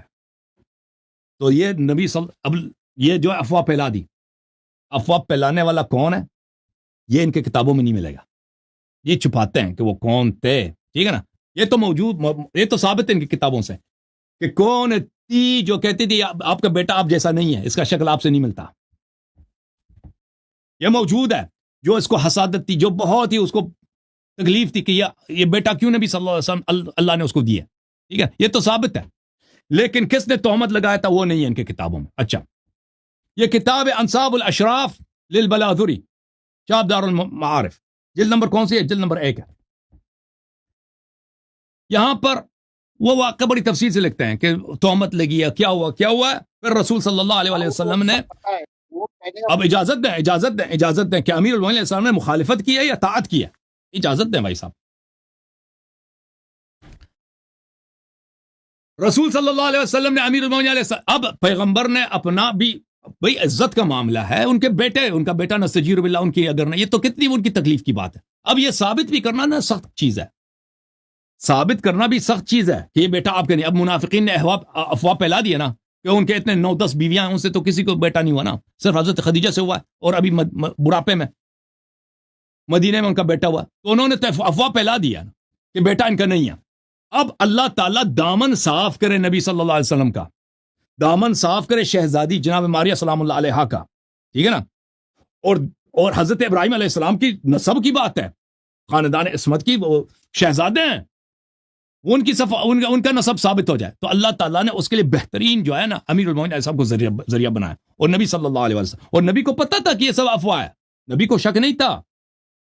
اگر نبی کو شک ہوتا تو بھائی تو بات تو بہت غلط ہے نا، تو ان کو اپنے گھر کا نہیں معلوم کہ کون ان کی بیوی کے ساتھ کیا کر رہا ہے.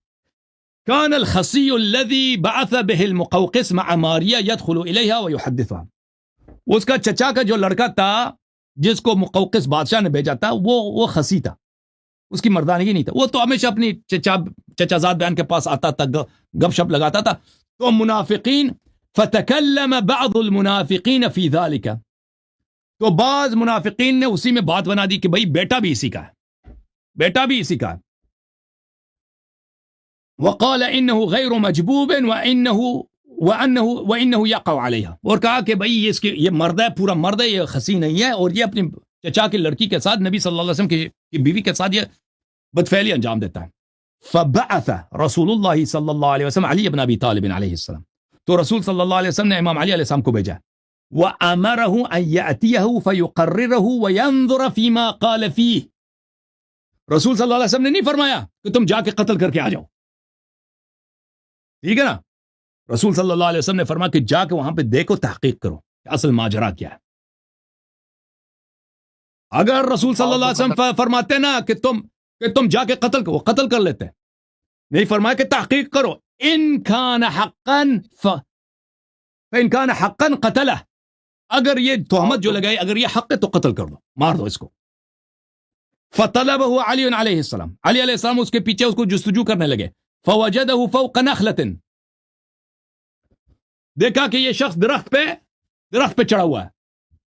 فلما رأى علیا یؤمہ احس بالشر، جب اس نے دیکھا کہ امام علی علیہ السلام غصے سے آ رہے ہیں تو اس کو ڈر لگا کہ لوگوں کی یہ منافقت ہے، یہ شاید مجھے مارنے آ رہے ہیں. فألقى ازارہ، تو اس نے اپنے کمر کو برہنہ کیا، اس نے اپنی دھوتی کو گرا دیا بھائی مولا کے سامنے.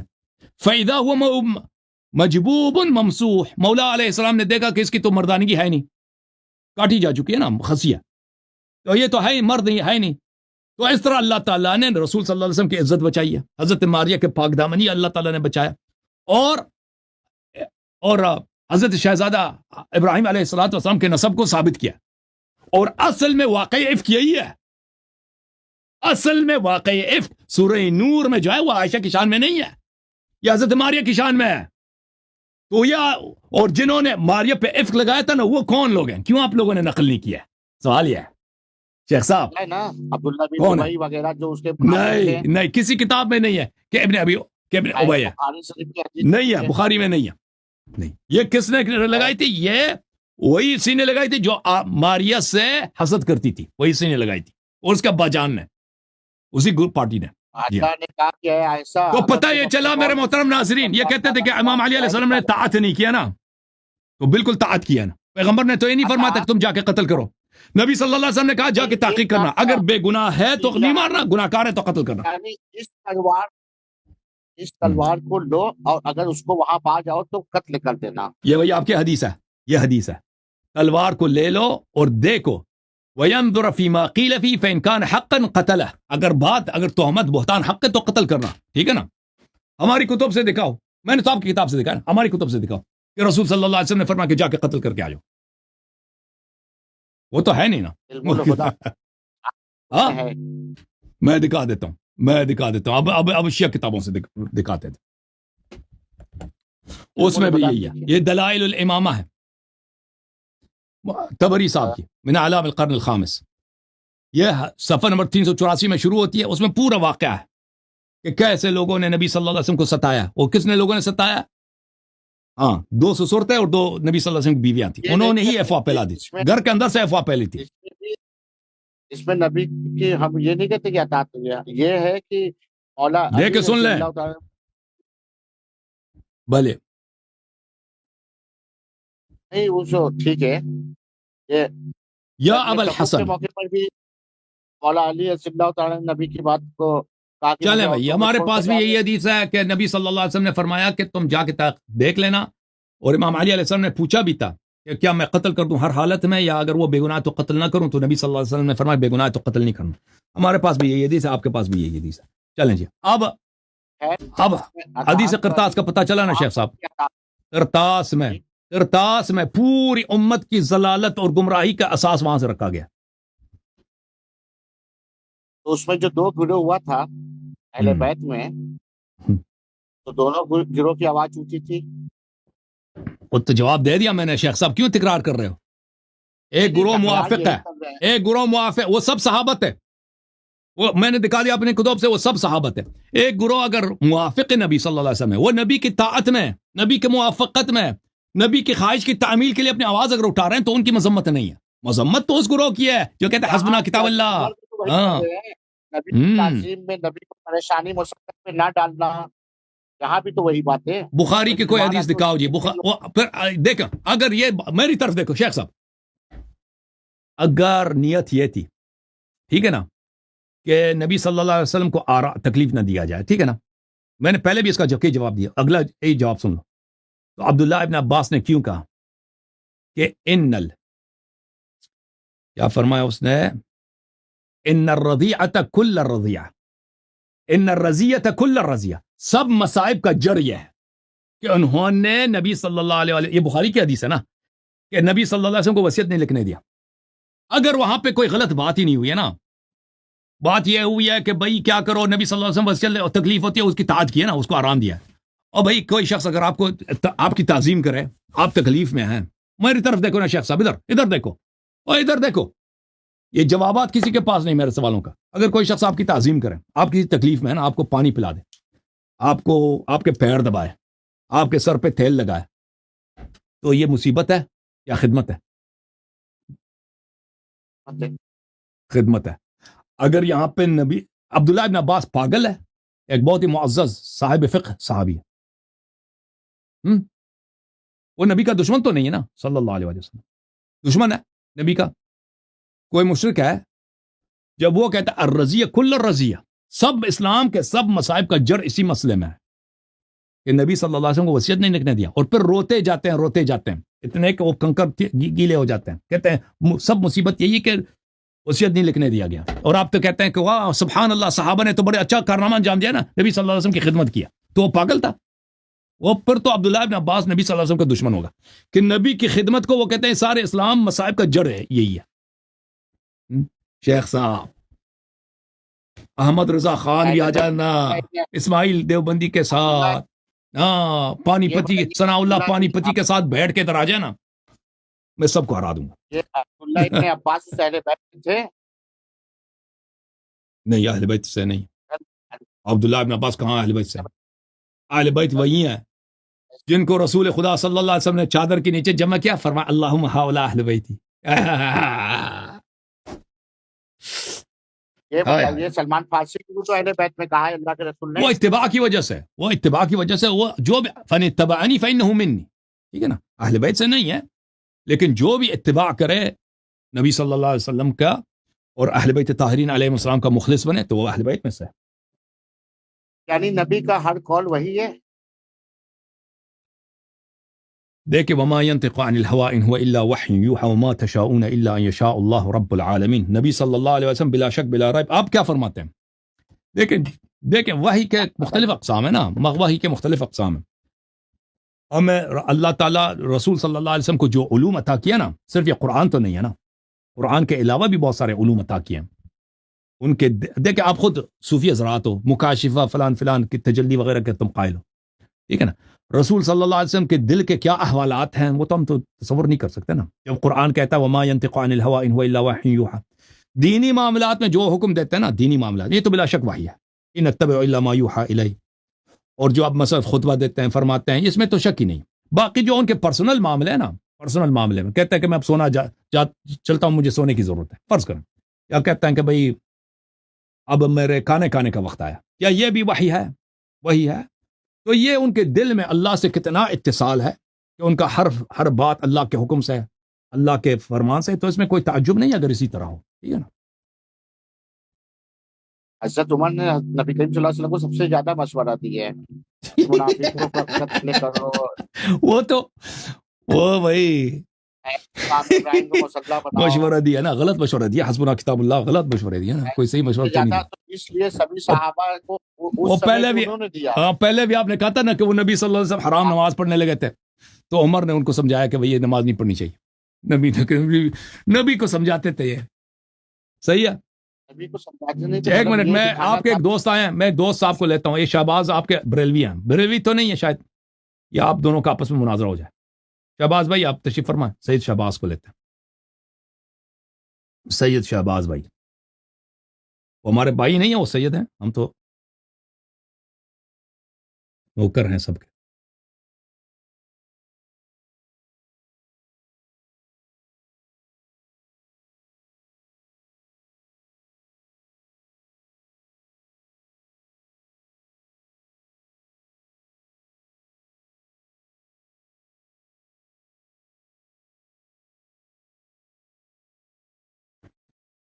السلام علیکم شہباز صاحب, خیریت سے انشاءاللہ؟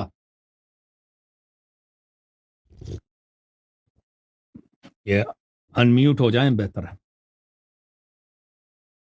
جی بات کریں شہزاد صاحب, انمیوٹ ہے.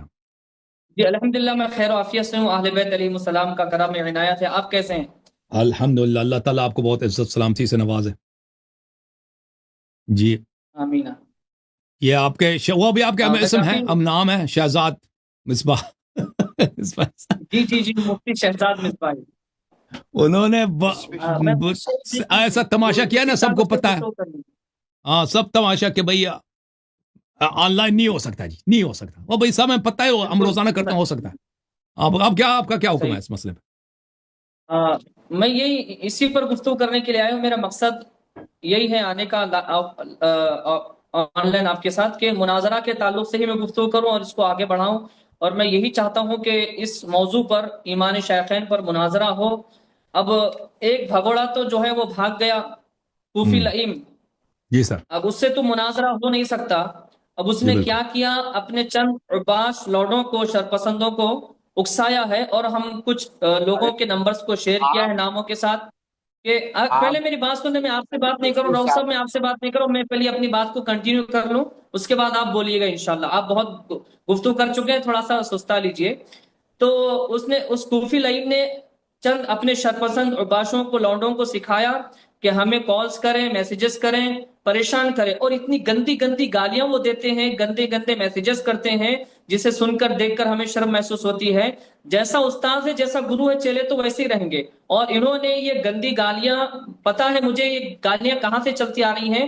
بنو میاں کے ماننے والے، بنو میاں کی محبت میں جیتے مرتے ہیں، وہاں سے انہوں نے گالیاں سیکھی ہیں. یزید سے، مروان سے، عبد الرحمن ابن ملجم، یہ ان کے پیروکار ہیں. اور ان کی ایک مثال میں یہ دوں کہ طائف کے میدان میں جس طرح حضور پاک علیہ الصلوۃ والسلام کو یعنی کہ پتھروں سے مارنے کے لیے سکھایا گیا تھا، ان کی مثال بھی ان جیسی ہے. جب نمازیں جب پڑھتے تھے صحابہ اکرام، کفار مکہ جو تھے جس طرح سیٹی بجاتے تھے، پریشان کرتے تھے، ان کی مثال ان جیسی ہے. تو یہ کوفی لئیم ناسبی ہے، اس نے جو ہے اپنے شرپسندوں کو، بدماشوں کو، فتینوں کو سکھا کر رکھا اس طرح سے، لیکن ہمیں اس سے کوئی فرق نہیں پڑتا ہے. وہ اصل میں کیا ہے، اپنی شرمناک شکست فاش کی وجہ سے باولا ہو چکا ہے، اور وہ حیران و پریشان ہے. اور اس نے جس طرح سے ذلت و رسوائی فرقہ بریلویت کو تحفے میں دیا ہے، آج تک اس طرح کسی نے نہیں دیا. تو وہ حیران ہے، پریشان ہے، باولا، ہزیان ہو چکا ہے. اس کو میں یہ کہوں گا، اس کو ہزیان ہو چکا ہے. تو اب وہ جو ہے خود تو کچھ کر نہیں سکتا، تو لوگوں کو سکھا رہا ہے کہ یہ کہہ دو کہ کوفی لائن سے حسن الیاری کا مناظرہ کرو، ہماری لنک پہ بلاؤ، ہماری لنک پہ مناظرہ کرواؤ. تو ہم یہ کہیں گے، جواب دیں گے کہ اب کوفی لائن بھگوڑے سے مناظرہ ہرگز نہیں ہو سکتا، کیونکہ وہ شکست خوردہ ہے. شکست خوردہ جو ہوتا ہے وہ اب اس سے پھر مناظرہ نہیں کیا جا سکتا. وہ بھگوڑا ثابت ہو گیا، وہ بھاگ گیا ہے. اب بھگوڑے سے مناظرہ ہرگز نہیں ہوگا. یہ ایک بات یہ میں عرض کر دوں کہ اس نے بھیونڈی، ممبئی میں ایک جگہ ہے. جی سر. یہ انمیوٹ ہو جائیں بھائی، آپ اپنے آپ کو میوٹ نہ کریں شہزاد بھائی. میں انمیوٹ، جی وہ اپنے آپ آٹومیٹک شاید ہو گیا تھا. تو میں یہ عرض کر رہا تھا کہ بھیونڈی ممبئی میں ایک جگہ کا نام ہے، وہاں پر انہوں نے ایک عرس کی تقریب کی. ان کے بڑے مولوی تھے اور یہ سب وہاں پر موجود تھے، کوفی لائن بھی وہاں پر موجود تھا.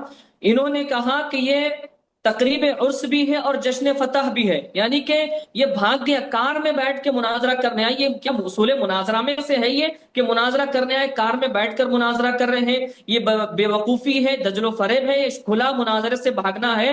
تو یہ کہتے ہیں کہ یہ عرس کی تقریب بھی ہے اور جشن فتح بھی ہے.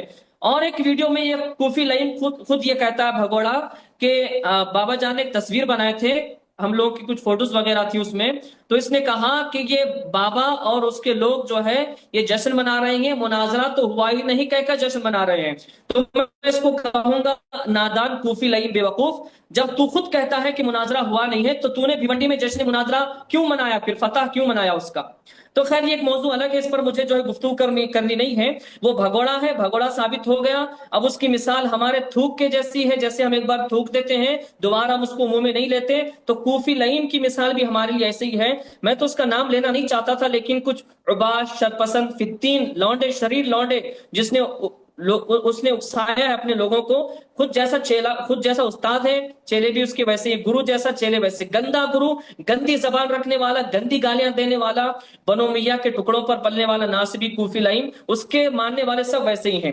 اب میں خاص بات جو گفتگو کرنا چاہتا ہوں وہ علم مناظرہ، اصول مناظرہ کے تعلق سے، کیونکہ مفتی شہزاد مصباحی نے جو منمانی تعویلات کیے ہیں، معانی بیان کیے ہیں، جو کھلواڑ کیا ہے اصول مناظرہ سے، میں اندازہ نہیں کر سکتا کہ شہزاد مصباح ایسا کریں گے. تو میں کچھ جو ان کی باتیں تھے وہ عرض کروں گا، پھر اس کو میں ان کی علماء پر چسپاں کروں گا. سب سے پہلے شہزاد مصباحی نے جو کہا کہ آن لائن جو بات کی جاتی ہے اسے مناظرہ کہنا ہی بے وقوفی ہے. اور مناظرہ کے معنی سے جاہل اور نابلد ہونا ہے، تو میں یہ کہنا چاہوں گا تو پھر کوفی لئیم پر یہ فتویٰ لوٹے گا آپ کا، کیونکہ کوفی لئیم خود چیلنج کیا تھا، تیار ہوا تھا آن لائن مناظرہ کرنے کے لیے، اور وہ بھی بیوقوف ثابت ہوا، اور کیا کہتے ہیں مناظرہ کے معنی سے وہ جاہل اور نابلد ثابت ہوا، اور کہتے ہیں شہزاد مصباحی کہ عوام کو دھوکے اور مغالطے میں ڈالنا ہے جو آن لائن مناظرہ کرنا جو چاہتے ہیں، مناظرہ کہتے ہیں جو آن لائن بات چیت کو، تو کوفی لائن نے لوگوں کو مغالطے میں بھی ڈالا اور دھوکہ بھی دیا، اور وہ کہتے ہیں کہ آن لائن بات چیت کو مناظرہ کا نام دینے والا باتونی چرب زبان تو ہو سکتا ہے، مگر اصول کی روشنی میں نہ تو مناظر ہو سکتا ہے اور نہ اس کو مناظر کہا جا سکتا ہے۔ تو دیکھیں شہزاد مصباحی کی ساری باتیں کوفی لائن کی طرف لوٹیں گی، اور اس سے پہلے غلام مصطفیٰ نوری جو مناظرہ کیے ہیں وہ تو اتنے بڑے مناظر ہیں، سینکڑوں میں ان کے مناظرات دیکھ چکا ہوں۔ کوفی لائم اور مفتی شہزاد کی جس عمر نہیں ہے ابھی، وہ اتنے زیادہ مناظرات کر چکے ہیں اور بڑے قابل وہ مناظر ہیں الحمدللہ۔ غلام مصطفیٰ نوری، کیا ان کو یہ اصول نہیں معلوم تھے کہ آن لائن مناظرہ نہیں ہوتا؟ اب ایک بات، ابھی گفتگو کے دوران میں جناب عبدالرؤف صاحب نے کہا کہ ہم جیسے لوگ مناظرہ آن لائن کر سکتے ہیں لیکن بڑے علماء نہیں کر سکتے۔ یہ اصول کس کتاب میں لکھا؟ یہ اصول کس کتاب میں لکھا ہے کہ چھوٹے علماء مناظرہ ہی ہوتا ہے، اور ہر مناظرہ کی شرط وہی ہے۔ یہاں تو بھائی انہوں نے شرط بدل دیا، جو کہ یہ شہزاد مصباحی کے یہ ڈیفینڈر بن کے آئے ہیں، ان کا دفاع کرنے کے لیے یہاں پر ان کی طرف سے آئے ہیں، تو یہ کہتے ہیں ہم جیسے تو آن لائن مناظرہ کر سکتے ہیں لیکن وہ نہیں کر سکتے۔ بھائی یہ کہاں کی دانش مندی ہے، کہاں کا علم ہے یہ؟ اور یعنی اب دیکھیں یہ دور حاضر، یہ زمانہ ترقی یافتہ زمانہ ہے، ڈیجیٹل زمانہ ہے، اس دور میں بھی مناظرہ جو ہے آن لائن ہو سکتا ہے، بالکل کیا جا سکتا ہے۔ اور ایک بات میں یہ عرض کر دوں کہ حنفی جو ہیں، حنفی اس کو مانیں گے، قبول کریں گے، وہ کیا الضرورت تبیح المحظورات، ایک فقہ کا مسئلہ حنفیوں کے نزدیک کہ ضرورت ممنوعات کو مباح کر دیتی ہے۔ بھائی ضرورت ہے یا نہیں ہے مناظرہ کرنے کی ایمان شیخین پر؟ تو آپ یہ آف لائن آؤ، آمنے سامنے بیٹھو، اس کی ضد چھوڑے نا، اس کی ضد چھوڑے، آن لائن مناظرہ کریں۔ اب جو کھلواڑ مفتی شہزاد نے اصول مناظرہ کے ساتھ کیا ہے وہ میں اب اس کا جو ہے پردہ چاک کرتا ہوں۔ سب سے پہلے ہم علم مناظرہ کی تعریف دیکھیں، اور میں مزید گفتگو کروں گا اگر حسن علی یاری صاحب مجھے تھوڑا سا ٹائم دیں گے تو۔ Thank you sir. ارشد بھائی ایک دفعہ سلام کریں ارشد صاحب سے۔ السلام علیکم۔ آپ کی طرف پلٹیں گے، پلٹیں گے، آپ کے پاس آئیں گے، ابھی ہیں آپ؟ کیسے ہیں ارشد بھائی؟ وعلیکم السلام ورحمۃ اللہ وبرکاتہ۔ اللہم صلی علی محمد وعلی آل محمد۔ میں کمپلیٹ کر لیتا تو ایک ترتیب ہو جاتی تھی گفتگو کی، تو چلیں بسم اللہ کریں، بسم اللہ، کنٹینیو کریں شہزاد بھائی کیا کہتے ہیں، ارشد بھائی معذرت چاہتا ہوں میں، کیونکہ ایک تسلسل جو کیا ہوں اس لیے اس اعتبار سے عرض کر رہا ہوں۔ سب سے پہلے علم مناظرہ کی تعریف جو کتاب ہے رشیدیہ، اس میں واضح طور پر ہوا علم یعرف بھی کیفیت آداب اثبات المطلوب او نفیہ او نفی دلیلہ مع الخصم۔ علم مناظرہ وہ علم ہے جس میں اپنے دعوے کی اثبات یا فریق مخالف کے دعویٰ یا اس کی دلیل کو توڑنے کے طریقے معلوم کیے جائیں۔ یہ تو ہو گیا مناظرہ کی، یعنی کہ علم مناظرہ کی تعریف۔ اب لغوی اعتبار سے جو مناظرہ کی تعریف ہے، یعنی میں یہ عرض کرنا چاہوں گا کہ شہزاد مصباحی نے جو کھلواڑ کی ہے اور جو منمانی کی ہے اصول کے ساتھ، وہ میں عرض کرنا چاہتا ہوں۔ اگر مناظرہ نظیر سے مشتق ہو تو معنی ہوگا ہم مثل ہونا، اسی لیے کہتے ہیں ينبغي للمناظرین ان یکونا متساویین فی العلم، یعنی دونوں مناظروں کو علم میں ہم پلہ ہونا چاہیے۔ اور اس کے بعد میں مزید بیان کیا جاتا ہے اگر مناظرہ نظر بمعنی رؤیت سے مشتق ہو، یعنی دیکھنا، تو معنی ہوگا ایک دوسرے کو دیکھنا۔ اسی لیے کہتے ہیں ينبغي للمناظرین ان یبصر کل واحد منہما الآخر، یعنی مناظرین کو چاہیے کہ ہر ایک دوسرے کو دیکھتا رہے۔ اگر مناظرہ نظر بمعنی غور و فکر سے مشتق ہو تو معنی ہوگا ایک دوسرے کے کلام میں غور و فکر کرنا۔ اسی لیے کہتے ہیں ينبغي للمناظرین ان يتفکر کل واحد منہما فی کلام الآخر، یعنی دونوں مناظروں میں سے ایک دوسرے کے کلام میں غور و فکر کرنا۔ اگر مناظرہ نظر بمعنی یعنی انتظار سے مشتق ہو تو معنی ہوگا انتظار کرنا۔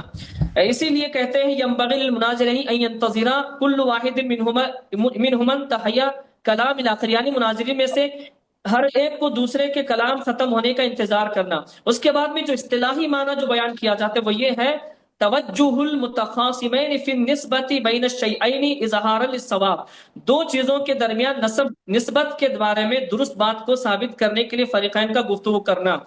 اب میں یہ عرض کرنا چاہوں گا میں کہ مناظرہ کا معنی یا نظر وغیرہ نظیر جو بھی لیں گے، اس کا مطلب کیا ہے؟ ایک دوسرے کو دیکھنا یا اپنی دلائل کو دیکھنا۔ تو کہ یہ آن لائن نہیں ہو سکتا، جیسے آن لائن ہم بیٹھے ہیں، میں آپ کو دیکھ رہا ہوں، میں ارشد بھائی کو دیکھ رہا ہوں، میں عبدالرؤف صاحب کو دیکھ رہا ہوں، اور وہ لوگ مجھے دیکھ رہے ہیں، اور میں یہاں اپنی دلائل کو دیکھوں گا، میں اپنی دلائل دوں گا، آپ کی دلائل کو سنوں گا اور اس کو دیکھوں گا، ایک آپ کو میں دیکھوں گا، آپ مجھے دیکھیں گے۔ یہی تو ہوتا ہے مناظرہ۔ مناظرہ باب مفاعلہ کا اسم مصدر ہے، جس کے معنی آتا نظر کرنا، دیکھنا، اپنی دلائل میں دیکھنا، دلائل دینا، اور آپ کو دیکھنا، آپ کے دلائل کو سننا۔ اس کے بعد میں میرے پاس ایک کتاب ہے خلاصہ مناظرہ رشیدیہ، یہ بریلویوں کے بہت بڑے عالم ہیں، انہوں نے لکھا ہے، محقق اللہ شیخ الحدیث علامہ عبدالرزاق بھترالوی، یہ جو ہے ناشر مکتبہ امام احمد رضا راولپنڈی سے شائع ہوئی ہے۔ اس میں جو ہے بیان کیا گیا یہاں مناظرہ کا نظیر سے مشتق ہونا حقیقی اعتقاد مراد نہیں بلکہ مجازی اعتقاد مراد، معاف کیجئے گا، یہاں مناظرہ کا نظیر سے مشتق ہونا حقیقی اشتقاق مراد نہیں بلکہ مجازی اشتقاق مراد ہے۔ وہ یہ کہ نظیر اور مناظرہ دونوں ایک چیز یعنی نظر سے مشتق ہیں۔ اس لحاظ پر مجازی طور پر یہ بیان کر دیا کہ مناظرہ مشتق ہے نظیر سے۔ جب یہ کہا مناظرہ مشتق ہوتا ہے نظیر سے، اس میں اشارہ کر دیا کہ دونوں مناظر ایک دوسرے کے مماثل ہوں، ایک بڑا عالم بلند درجے با کمال اور دوسرا انتہائی درجے کا کم علم اور نقصان میں نہ ہو۔ دوسری وجہ ہے کہ مناظرہ مشتق ہے نظر سے، اس میں پھر دو صورتیں، ایک یہ کہ نظر کا معنی دیکھنا ہو، اس صورت میں مطلب یہ ہوگا دونوں مناظر ایک دوسرے کے آمنے سامنے ہو، یہ عام مناظرین کی بات ہے۔ اگر مناظرین تزکیہ نفس کی وجہ سے صرف توجہ سے ایک دوسرے سے مناظرہ کریں جیسے اشراقی علماء کا طریقہ تھا، تو ان کا ایک دوسرے کے آمنے سامنے ہونا ضروری نہیں تھا۔ دوسری صورت یہ ہے کہ نظر بمعنی تأمل کے ہو، اس صورت میں مطلب یہ ہوگا کہ مناظر بات کہنے سے پہلے تأمل کرے، یعنی غور و فکر کرے پھر بات کرے۔ اور مزید وہ آگے بیان کرتے مناظرہ مشتق ہو نظر سے لیکن معنی ہو مقابل ہونا۔ اس صورت میں مناظرہ کا معنی ہوگا ہر مناظر کا ایک دوسرے کے مقابل ہونا، لیکن یہ معنی اور